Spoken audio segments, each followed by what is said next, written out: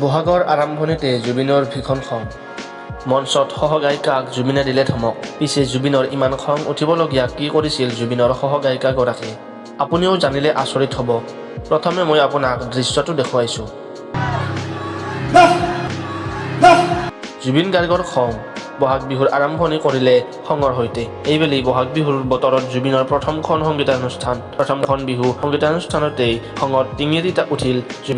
জুবিনে খঙতে গুলিয়াই দিয়াৰ কথাও ক'লে কিন্তু সহগায়িকাগৰাকীয়ে কি ইমান ডাঙৰ ভুল কৰিলে যে জুবিনৰ ৰাজহুৱা মঞ্চৰ সংগীতানুষ্ঠানতেই ইমানকৈ খং উঠিল সম্পূৰ্ণ কথা জনাই আছো আপোনাক তাৰ আগত ভিডিঅ'টো লাইক কৰি চেনেলটো ছাবস্ক্ৰাইব কৰি দিয়ক জুবিন গাৰ্গৰ খং উঠাৰ সম্পূৰ্ণ কাৰণ জনাই আছো কিন্তু তাৰ আগতে ক'ব লাগিব বিহু সন্মিলনীখনৰ কথা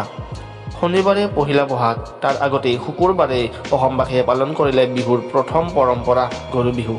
কিন্তু যিখন বিহু সন্মিলনৰ সংগীতানুষ্ঠানত জুবিন গাৰ্গৰ খং উঠিল সেই সংগীতানুষ্ঠান বৃহস্পতিবাৰৰ নিশাৰ পহিলা বহাগলৈ মাজত 2টা দিন ৰাখি এই বিহু অনুষ্ঠান আগতীয়াকৈ অনুষ্ঠিত কৰা হয় কাৰণ এই বহাগত জুবিনৰ ব্যস্ত কাৰ্যসূচী জুবিন গাৰ্গে এটাকৈ বহুতো জনপ্ৰিয় গীত পৰিৱেশন কৰি আছিল কিন্তু তাৰ মাজতেই হঠাৎ খং উঠিল জুবিন গাৰ্গৰ কিন্তু এই খং সঁচা খং নহয়